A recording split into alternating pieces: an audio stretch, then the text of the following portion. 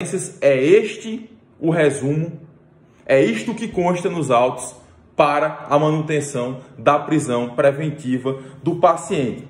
E nós enfrentamos, a partir da necessária fundamentação, pelos seguintes pontos. Juntamos nos autos, Excelência, certidão oriunda lá da vara de Monte Santo, que aponta que o réu abaixo qualificado responde a uma única ação penal, a seguir individualizada, e aponta o processo de origem desse caso. Uma única ação penal. Lá em 2002 havia uma presunção de que este acusado, de que este paciente voltaria a delinquir. Havia uma presunção. 20 anos depois, nós temos esta ação penal. Então, no que se refere à garantia da ordem pública, fica o questionamento, Excelências. Se a prisão era necessária para a garantia da ordem pública, lá em 2002, quando o paciente tinha 37 anos de idade, hoje tem 57, por qual razão, passados esses 20 anos, não voltou a delinquir e responde somente a este processo perante o Poder Judiciário do Estado da Bahia? Se era necessária, se não havia qualquer outro impedimento, Excelências.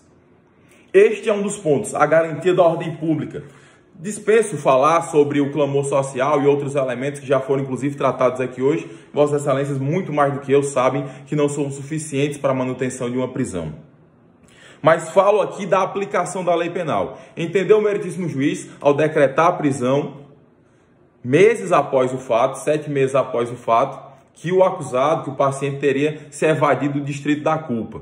E aqui, eminente desembargador Ícaro Matos, provamos no bojo dessa impetração, através de prova pré-constituída, que este senhor manteve certidão de quitação eleitoral, votando em todas as eleições, que este senhor registrou imóveis, este senhor registrou seus filhos, CNH, teve telefone, teve uma série de outros elementos, todos em seu próprio nome, e inclusive, o principal, registrou o boletim de ocorrência por perda de documentos, comparecendo a uma delegacia de polícia para registrar o boletim de ocorrência por perda de documentos.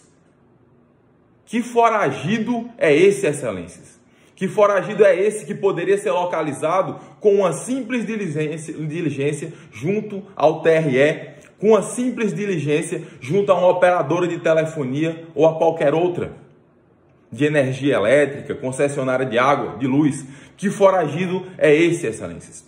Temos, portanto, e aqui a defesa sustenta, inclusive o boletim de ocorrência é de 7/4/2021, está no ID 2082-5229, sustenta que o paciente não estava foragido. Não tinha conhecimento da persistência desse processo, podia acreditar que tivesse prescrito ou qualquer outra coisa, mas não estava a tentar se evadir da culpa.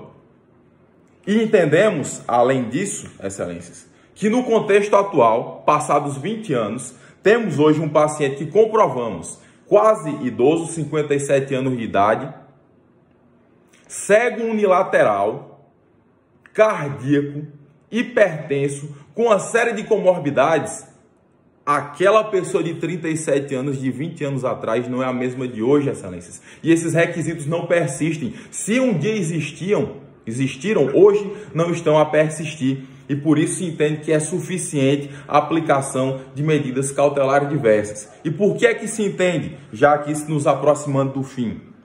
Se medidas cautelares diversas da prisão não são suficientes para acautelar o meio social, Excelências, se não são, por que passados 20 anos, sem qualquer medida, o paciente continua primário, cuidando dos seus filhos como fazia, da sua roça, tendo CNPJ, sendo um cidadão reto e vivendo a sua vida?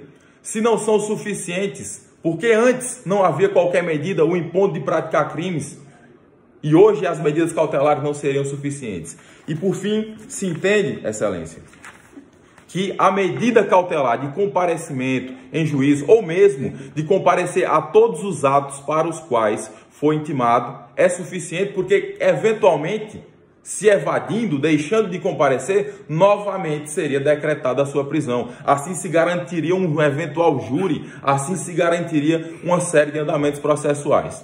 Então, diante do exposto, excelências, ao tempo que se apela para a nobreza e para o conhecimento jurídico de cada um dos eminentes desembargadores que compõem esta egrégia turma, se pede a concessão da ordem. São os termos em que se requer.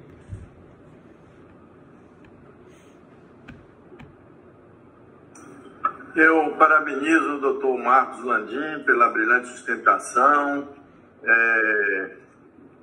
Vossa Excelência está distante a mais de 1000 quilômetros, né, da Piauí. É uma honra tê-lo aqui fazendo a sustentação na nossa turma. E realmente a pandemia, né, trouxe momentos difíceis para todos nós, mas também com a informática, né, com a plataforma LeftSide, o nosso tribunal, facilitou as sustentações dos advogados e aqueles que tinham que se deslocar para Salvador para fazer a sustentação ou até contratar um advogado daqui mais próximo para fazer. Então, realmente, a pandemia trouxe momentos difíceis para todos nós, mas eu entendo assim que para as sessões virtuais houve um ganho muito grande e realmente o trabalho do desembargador Lorival Almeida Trindade, nosso presidente, ele aproximou mais a advocacia, né? A advocacia não só dos rincões da Bahia, mas dos outros estados da federação. E Vossa Excelência fez uma brilhante sustentação. Eu passo aqui agora a palavra ao eminente relator. Não, senhor presidente, também eu parabenizo ao doutor Marcos e, de acordo com alguns dados que foram aqui enfatizados em sustentação, que eu olhei e encontra-se na impetração, eu vou pedir vista regimental, eu vou fazer uma recognição do caso por conta dessa situação, né, de foragido que foi muito enfatizado pelo juízo singular e que aqui vem tão bem combatido pela defesa. Então, eu vou pedir vista regimental para reanalisar esse ponto. Então, doutor Marcos Landim fica devidamente intimado para a próxima terça-feira. O desembargador Ícaro provavelmente deverá trazer o seu voto, fazendo uma recognição, e Vossa Excelência já fica devidamente intimado, a Secretaria manterá contato para o senhor ter acesso ao link. Perfeito, Excelência. Meu muito obrigado, desejo um bom trabalho e uma boa tarde a todos. E um abraço aí para os